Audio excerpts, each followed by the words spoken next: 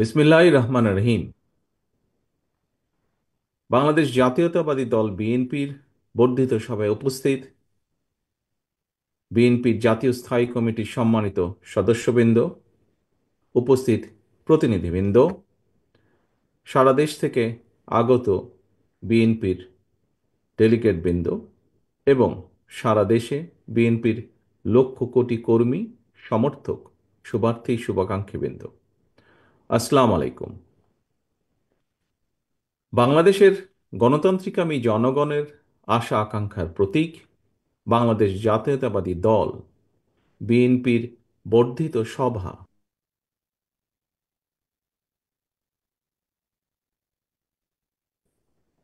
বিএনপির সর্বশেষ বর্ধিত সভা অনুষ্ঠিত হয়েছিল 2018 সালের 4 ফেব্রুয়ারি। সেই অনুষ্ঠানে প্রধান অতিথি ছিলেন mother of democracy Begum Khaleda Zia. ফ্যাসিবাদী শাসনকালে এরপর আর বিএনপির বর্ধিত সভা কিংবা কাউন্সিল অনুষ্ঠান করা সম্ভব হয়নি। চিকিৎসাধীন থাকায় দেশনেত্রী বেগম খালেদা জিয়া আজকের এই গুরুত্বপূর্ণ সভায় উপস্থিত থাকতে পারেননি। তবে তিনি এই সভার সাফল্য কামনা করেছেন। তিনি আপনাদের কাছে দোয়া চেয়েছেন। প্রিয় সহকর্মীবৃন্দ, দেশনেত্রীর শারীরিক সুস্থতার জন্য আমরা আল্লাহর দরবারে দোয়া কামনা করছি। এই মানুষটির সম্মোহনী ব্যক্তিত্ব আর সুদক্ষ নেতৃত্বে বিএনপিকে পৌঁছে দিয়েছিল সারা দেশের প্রতিটি গ্রামে, প্রতিটি ঘরে। আজকের এই বর্ধিত সভার শুরুতেই আমি বিএনপির প্রতিষ্ঠাতা, স্বাধীনতার ঘোষক, শহীদ রাষ্ট্রপতি জিয়াউর রহমানকে শ্রদ্ধার সাথে স্মরণ করতে চাই। তিনি একদলীয় অভিশপ্ত বাকশালের অন্ধকারচ্ছন্ন বাংলাদেশে জ্বালিয়েছিলেন গণতন্ত্রের আলো। মরহুম শেখ মুজিবুর রহমানের নিষিদ্ধ করা সকল রাজনৈতিক দলগুলোকে বাংলাদেশে রাজনীতি করার সুযোগ করে দিয়েছিলেন শহীদ জিয়া। জনগণের ভালোবাসায় ধন্য বিএনপির হাতে গণতন্ত্রের ঝান্ডা তুলে দিয়েছিলেন। প্রিয় সহকর্মীবৃন্দ, বিএনপির জন্ম থেকে আজ পর্যন্ত গণতন্ত্র প্রতিষ্ঠা এবং স্বৈরাচার বিরোধী ধারাবাহিক আন্দোলনে যারা শহীদ হয়েছেন, আহত হয়েছেন, স্বজন হারিয়েছেন, যেসব পরিবার নিদারুণ দুঃখ কষ্টের মুখোমুখি হয়েছেন, যাদের ঘাম, শ্রম, মেধায় বিএনপি আজ আপামর জনগণের কাছে দেশের সবচেয়ে বিশ্বস্ত রাজনৈতিক প্রতিষ্ঠানে পরিণত হয়েছে, আজকের এই বর্ধিত সভার শুরুতেই আমি তাদের প্রত্যেকের অবদানকে কৃতজ্ঞতার সঙ্গে স্মরণ করতে চাই। প্রিয় সহকর্মীবৃন্দ, সর্বোপরি 1971 সালের মহান মুক্তিযুদ্ধের লাখো শহীদ, দেশে গণতন্ত্র ও মানবাধিকার প্রতিষ্ঠার দীর্ঘ ধারাবাহিক সংগ্রামে যারা শহীদ হয়েছেন, 2024 সালের জুলাই আগস্টে তাবেদার অপশক্তির বিরুদ্ধে দলমত নির্বিশেষে স্বাধীনতা রক্ষার যুদ্ধের সাহসী বীর আবু সাইদ, ওয়াসিম, মুগ্ধ, রিয়া গোপ, আব্দুল আহাদ সহ বিএনপির 5 শতাধিকরও হাজারো শহীদ এবং আহত মুক্তিযোদ্ধাদের গভীর শ্রদ্ধার সঙ্গে স্মরণ করতে চাই। প্রিয় নেতৃবৃন্দ, হাজারো শহীদের আত্মত্যাগের মধ্য দিয়ে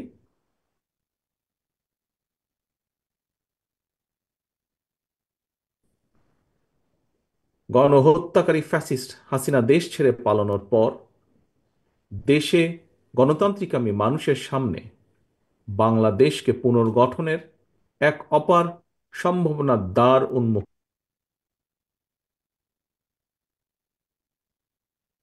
করার জন্য এরই মধ্যে যন্ত্র শুরু হয়েছে।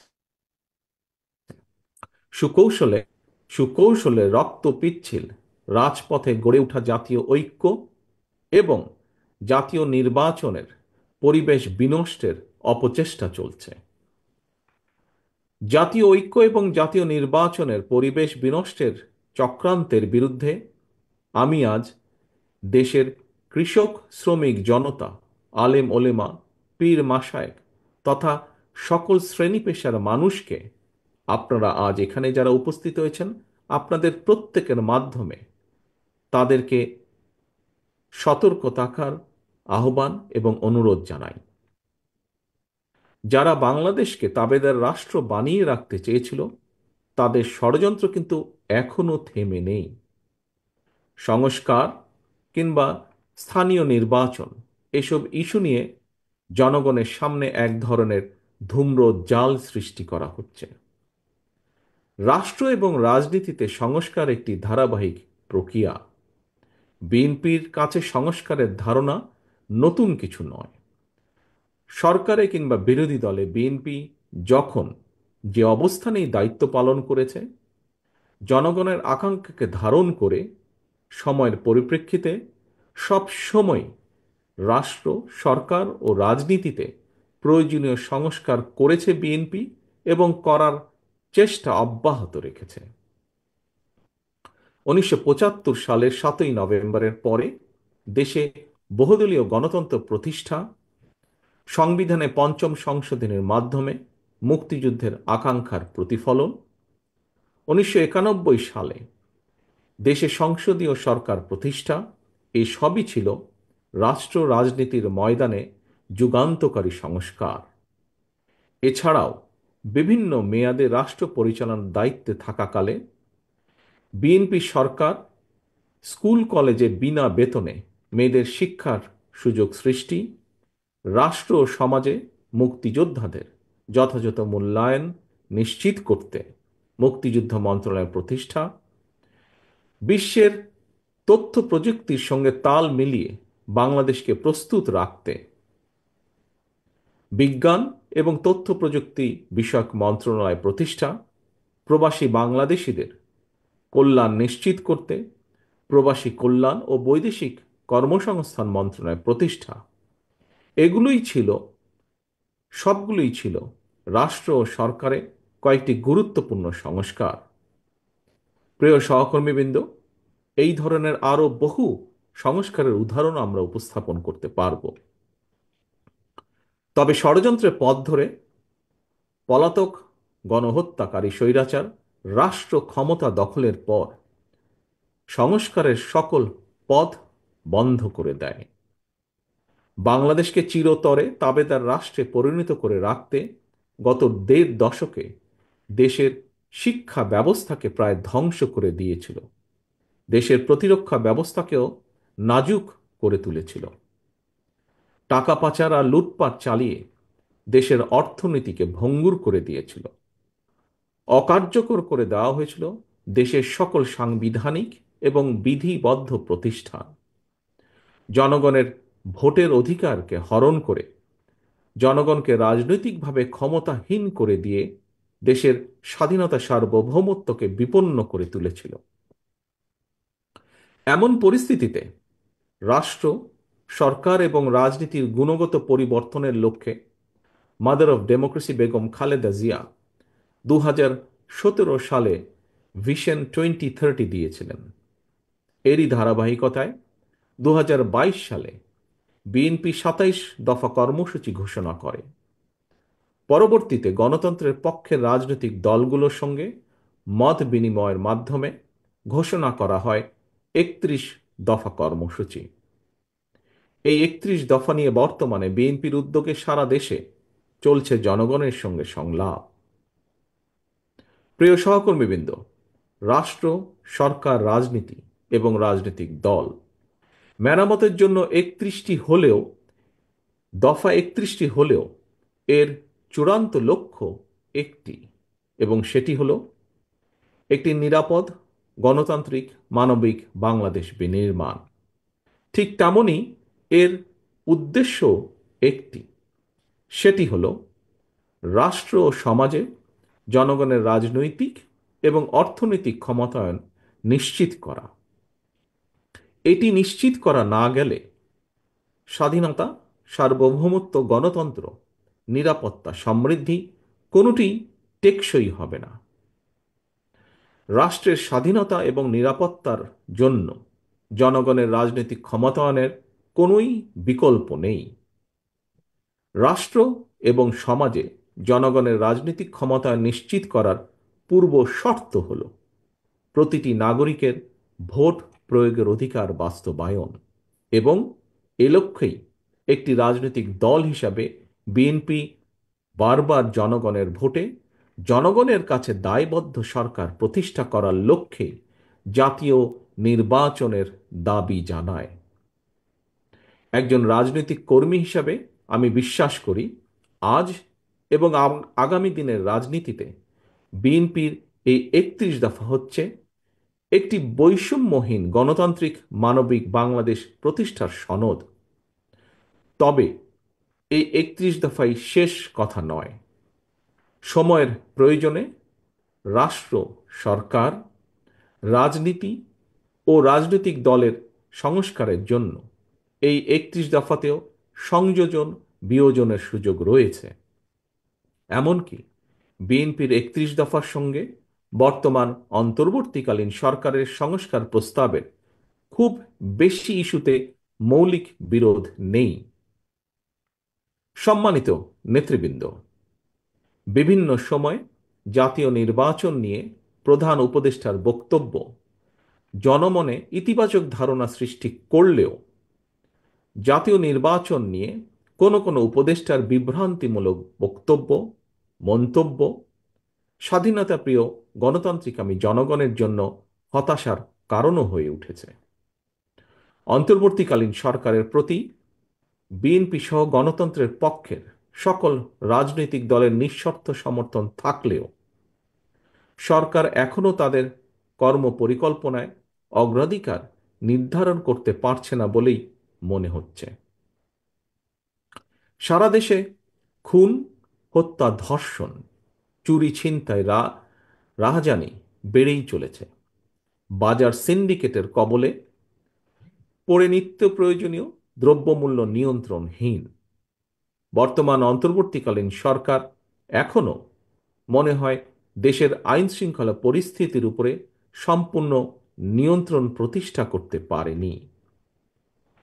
সরকার যেখানে বাজার পরিস্থিতি কিংবা আইন শৃঙ্খলা পরিস্থিতির নিয়ন্ত্রণে কাঙ্ক্ষিত সাফল্য অর্জন করতে পারছে না, সেখানে জাতীয় নির্বাচনের আগে স্থানীয় নির্বাচন অনুষ্ঠানের নামে কেন দেশের পরিস্থিতি আরও ঘোলাটে করতে চাইছে, এটি জনগণের কাছে বোধগম্য নয়।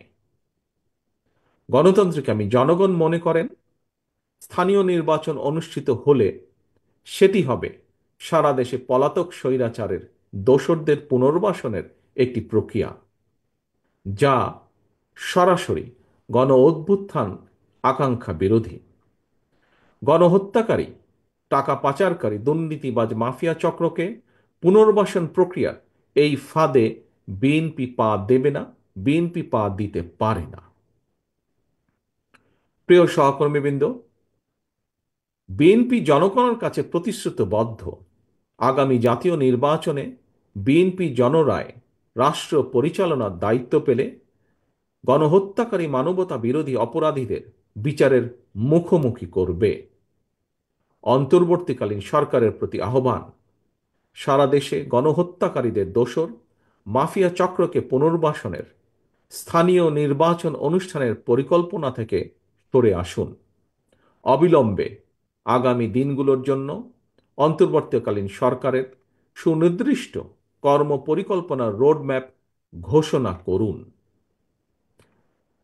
গণহত্যাকারী মাফিয়া প্রধান হাসিনা দেশ ছেড়ে পালানোর পর এ পর্যন্ত বেশ অনেকগুলো নতুন রাজনৈতিক দলের আত্মপ্রকাশ ঘটেছে। বহুদলীয় গণতন্ত্রে বিশ্বাসী বিএনপি সকল নতুন রাজনৈতিক দল ও সংগঠনকে স্বাগত জানায়। তবে নির্বাচনের মাধ্যমে গ্রহণ কিংবা বর্জনের চূড়ান্ত সিদ্ধান্ত জানাবে জনগণ। সুতরাং প্রতিটি দলের অংশগ্রহণ একটি অবাধ ও সুষ্ঠু নির্বাচন, জাতীয় নির্বাচন অনুষ্ঠানের লক্ষ্যে সবার আগে নির্বাচন কমিশনকে প্রস্তুত রাখতে হবে। দেশে একটি অবাধ এবং সুষ্ঠু নির্বাচন অনুষ্ঠানের জন্য নিরপেক্ষতাই হচ্ছে অন্তর্বর্তীকালীন সরকারের সবচেয়ে বড় পুঁজি। কিন্তু সরকারের নিরপেক্ষতা নিয়ে ইতিমধ্যেই জনমনে সন্দেহ, সংশয় সৃষ্টি হয়েছে। নিজেদের নিরপেক্ষতা বজায় রাখতে আমি বাংলাদেশ জাতীয়তাবাদী দলের পক্ষ থেকে অন্তর্বর্তীকালীন সরকারের প্রতি আরও সতর্কতা অবলম্বনের আহ্বান জানাই। প্রিয় নেতৃবৃন্দ, এবার আমি সারা দেশে বিএনপির নেতাকর্মী, বিশেষ করে এই বর্ধিত সভায় আপনারা যারা উপস্থিত হয়েছেন, উপস্থিত নেতৃবৃন্দের উদ্দেশ্যে কয়েকটি কথা বলতে চাই। দীর্ঘদিন থেকে আমি আপনাদের কাছে শারীরিকভাবে দূরে থাকলেও যোগাযোগ এবং কর্ম পরিকল্পনার মাধ্যমে আমি কখনোই আপনাদের কাছ থেকে দূরত্ব অনুভব করিনি। আমার মনে হয় এখানে উপস্থিত আমার মনে হয় এখানে উপস্থিত যারা আছেন প্রায় প্রত্যেকের সঙ্গেই আমার অন্তত কম বেশি কথা হয়েছে, কথা হয়, টেক্সট মেসেজে আদান প্রদান হয় টেক্সট। তবে আজ এখানে আপনাদের সবাইকে একত্রে পেয়েছি, সেজন্য আমি অত্যন্ত সৌভাগ্যবান, অত্যন্ত আনন্দিত। আপনাদের সকলকে অভিনন্দন। আমি বিশ্বাস করি আমি বিশ্বাস করি যে দলে আপনাদের মতন ত্যাগী এবং সাহসী নেতাকর্মী রয়েছেন, সেই দলকে কোনো স্বৈরাচারী দমিয়ে রাখতে পারে না। প্রিয় নেতৃবৃন্দ, আমরা এমন একটি বাংলাদেশ গড়তে চাই যে দেশে মুসলমান, হিন্দু, বৌদ্ধ, খ্রিস্টান তথা দল মত, ধর্ম, বর্ণ নির্বিশেষে সবাই সমান অধিকার ভোগ করবেন। ৫৫,০০০ বর্গমাইলের এই বাংলাদেশ ভূখণ্ডে বসবাসকারী আমাদের সকলেরই একটি পরিচয়, আমরা বাংলাদেশী। প্রিয় সহকর্মীবৃন্দ, পররাষ্ট্রনীতির ক্ষেত্রেও বিএনপির দৃষ্টিভঙ্গি সুস্পষ্ট। বিএনপি মনে করে বর্তমান বিশ্বে স্থায়ী শত্রুমিত্র বলে কিছু নেই, বরং একটি দেশের সঙ্গে অপর দেশের সম্পর্ক হবে পারস্পরিক স্বার্থ রক্ষা, প্রয়োজন এবং ন্যায্যতার ভিত্তিতে। অন্য দেশের সঙ্গে সম্পর্ক রক্ষার ক্ষেত্রে আমাদের নীতি সবার আগে বাংলাদেশ, অর্থাৎ নিজ দেশ এবং জনগণের স্বার্থ রক্ষা এবং সার্বভৌমত্ব, এটাই হবে প্রথম এবং প্রধান অগ্রাধিকার। আশা করি বর্ধিত সভার এই আলোকেই আপনাদের বক্তব্য উপস্থাপিত হবে। এই মুহূর্তে বিএনপি বাংলাদেশের সবচেয়ে বড় এবং জনপ্রিয় রাজনৈতিক দল।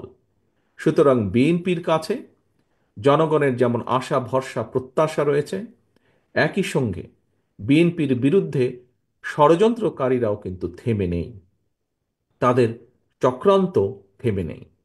সুতরাং এই চক্রান্তকারীদের মোকাবেলা করে কিভাবে দলকে আরো শক্তিশালী এবং সুসংহত করা যায়, আমি আশা করি আপনাদের আলোচনায় সেই সম্পর্কেও সুনির্দিষ্ট প্রস্তাব থাকবে। প্রিয় সহকর্মীবৃন্দ, সারা দেশে তৃণমূল পর্যায়ের কৃষক, শ্রমিক, দরিদ্র, মেহনতি, স্বল্প আয় কিংবা মধ্যবিত্ত, নিম্ন মধ্যবিত্ত, পাশাপাশি ছাত্রছাত্রী, তরুণ তরুণী তথা সকল শ্রেণীর পেশার মানুষের স্বার্থ রক্ষা এবং জীবন উন্নয়নে আপনাদের নিজ নিজ এলাকা ভিত্তিক কী ধরনের পদক্ষেপ নেওয়া যায়, আশা করি আপনাদের বক্তব্যে সেই বিষয়গুলো উঠে আসবে। দলের সাংগঠনিক কার্যক্রমের পক্ষে অথবা বিপক্ষে অবশ্যই আপনারা সুনির্দিষ্ট বক্তব্য তুলে ধরবেন। তবে এই বিষয়ে আপনাদের দৃষ্টি আকর্ষণ করে বলতে চাই, সেটি হলো বিএনপি একটি বৃহৎ পরিবার। এই পরিবারে নানা বিষয়ে আমাদের মতের অমিল থাকতেই পারে। সুতরাং বক্তব্য দেওয়ার সময় ব্যক্তিগত পর্যায়ের বিরোধকে এড়িয়ে যাওয়াই বাঞ্ছনীয় বলে আমি মনে করি। আমরা সবাই আমাদের ঐক্যের শক্তির সক্ষমতা সম্পর্কে অবহিত। সহকর্মীবৃন্দ, ঐক্যই আমাদেরকে বারবার বিজয় আর সফলতা এনে দিয়েছে। সুতরাং আমাদের অবশ্যই খেয়াল রাখা অত্যন্ত জরুরি, আলোচনা সমালোচনা যেন নিজেদের মধ্যেকার ঐক্য বিনষ্টকারী কিংবা দলের ক্ষতির কারণ না হয়। আরও একটি বিষয় আমি আপনাদের দৃষ্টি আকর্ষণ করে বলতে চাই, নেতা নেত্রীদের সম্পর্কে আপনারা বক্তব্য দেবার সময় দয়া করে প্রশংসাসূচক শব্দ চয়নের ক্ষেত্রে আরও বেশি সতর্কতা, বুদ্ধিমত্তা এবং পরিমিতের বোধের পরিচয় দেবেন আপনারা। সারা দেশে বিএনপির সর্বস্তরের নেতাকর্মী সমর্থক ভাই ও বোনেরা, গত দেড় দশকে সারা দেশে বিএনপি সহ গণতন্ত্রের পক্ষের বিভিন্ন দল ও মতের নেতাকর্মীদেরকে অবর্ণনীয় নির্যাতন, নিপীড়ন সহ্য করতে হয়েছে। কেবল বিএনপিরই প্রায় ৬০ লক্ষেরও বেশি নেতাকর্মীর বিরুদ্ধে ১.৫ লাখ রাজনৈতিক হয়রানিমূলক মামলা দেওয়া হয়েছে। বিএনপির কেন্দ্রীয় নেতা ইলিয়াস আলী, কমিশনার চৌধুরী আলমের মতন অনেক নেতাকর্মীরা আজ পর্যন্ত নিখোঁজ খুঁজে পাইনি আমরা। শুধুমাত্র বিএনপি করার অপরাধে হাজার হাজার নেতাকর্মী সমর্থককে গুম, খুন, অপহরণ করা হয়েছে। তবুও বিএনপির নেতাকর্মীরা কেউ দল ছেড়ে যাননি, স্বৈরাচার সঙ্গে করেনি আপোষ। আপনাদের এই সৎসাহস এবং সততার কারণে বিএনপি আজ শুধু একটি সাধারণ রাজনৈতিক দলই নয়, বরং দেশের গণতান্ত্রিকামী স্বাধীনতাপ্রিয় জনগণ বিএনপিকে বাংলাদেশের স্বাধীনতা সার্বভৌমত্বের ভ্যানগার্ড হিসেবে বিশ্বাস করে। এটি একজন রাজনৈতিক কর্মীর জন্য নিঃসন্দেহে একটি বিরাট বড় প্রাপ্তি। এ কারণেই দলের সর্বস্তরের প্রতিটি নেতাকর্মীকে আরও বেশি দায়িত্বশীলতার পরিচয় দিতে হবে, আচরণে হতে হবে আরও বেশি সতর্ক এবং সংযত। তবে দেশের পরিবর্তিত পরিস্থিতিতে কোটি কোটি নেতাকর্মী সমর্থকদের এই বৃহৎ রাজনৈতিক দলের কোনো কোনো নেতাকর্মী হয়তো নিজের প্রতি সুবিচার করতে পারেননি। তাই আমি আপনাদেরকে আবারও বিএনপির প্রতিষ্ঠাতা, স্বাধীনতার ঘোষক শহীদ রাষ্ট্রপতি জিয়াউর রহমানের একটি বার্তা স্মরণ করিয়ে দিতে চাই। শহীদ জিয়া বলেছিলেন, ব্যক্তির চেয়ে দল বড়, দলের চেয়ে দেশ বড়। দলের প্রতি আপনাদের প্রতিটি নেতাকর্মীর দীর্ঘদিনের সীমাহীন ত্যাগ তিতিক্ষা আমি গভীরভাবে উপলব্ধি করি। তারপরও যারা দলের শৃঙ্খলা ভঙ্গের কারণ হবেন, ব্যক্তির চেয়ে দলের স্বার্থকে প্রাধান্য দিতে গিয়ে আমাকে বাধ্য হয়ে সাংগঠনিক ব্যবস্থা নিতে হয়েছে, নিতে হবে। দলীয় শৃঙ্খলা ভঙ্গ কিংবা দলের ইমেজ ক্ষুণ্ণ হয় এমন কোনো কাজকে বিএনপি বিন্দুমাত্র প্রশ্রয় দেবে না। জনগণই বিএনপির সকল রাজনৈতিক ক্ষমতার উৎস। বিএনপি জনগণকে বিশ্বাস করে, জনগণও বিএনপিকে বিশ্বাস করে। সুতরাং আপনার প্রতি, আপনাদের প্রতি, বিএনপির প্রতি জনগণের এই ভালোবাসার প্রতিদান দিতে জনগণের সঙ্গে থাকুন, জনগণকে সঙ্গে রাখুন। প্রিয় নেতৃবৃন্দ, বাংলাদেশে গণতন্ত্র এবং বিএনপি সমার্থক। দেশে গণতন্ত্র থাকলে বিএনপি থাকে, গণতন্ত্র বিপন্ন হলে বিএনপির স্বার্থও বিপন্ন হয়। মাফিয়া প্রধানের পলায়নের পর দেশে বর্তমানে গণতান্ত্রিক পরিবেশ ফিরে এসেছে। জাতীয় নির্বাচনের সময়ও হয়তো ঘনিয়ে আসছে। তাই দলকে, কোনো ব্যক্তি নয় বরং দলকে এ ব্যাপারে ধীরে ধীরে আপনারা প্রস্তুত করুন। আমি গণতান্ত্রিকামী দেশবাসীর উদ্দেশ্যে একটি বার্তা দিয়ে বলতে চাই, বিএনপি শুধুমাত্র আপনাদের ভোটের পুনরুদ্ধারই নয়, আপনার ভোটের প্রয়োগের অধিকার নিশ্চিত করতে চায়। আপনাদের সমর্থন পেলে বিএনপি এমন একটি সরকার প্রতিষ্ঠা করতে চায় যে সরকার আপনার কাছে, আপনাদের কাছে তথা দেশবাসীর কাছে জবাবদিহি করতে বাধ্য থাকবে। আমি জনগণের বাংলাদেশ জাতীয়তাবাদী দলের পক্ষ থেকে জনগণের সমর্থন চাই, চাই সকলের সহযোগিতা। প্রিয় নেতৃবৃন্দ, বর্ধিত সভার শুরুতেই বক্তব্য আর আমি বাড়াতে চাই না। বর্ধিত সভা শেষে আবারও আপনাদের সঙ্গে কথা হবে ইনশাল্লাহ। সারা দেশে বিএনপি এবং এর অঙ্গ ও সহযোগী সংগঠনের সর্বস্তরের নেতা কর্মী সমর্থক শুভাকাঙ্ক্ষীদের প্রতি আহ্বান, আপনারা শৃঙ্খলাবদ্ধ থাকুন। আপনারা যে কোনো মূল্যে ঐক্যকে ধরে রাখুন। ধন্যবাদ।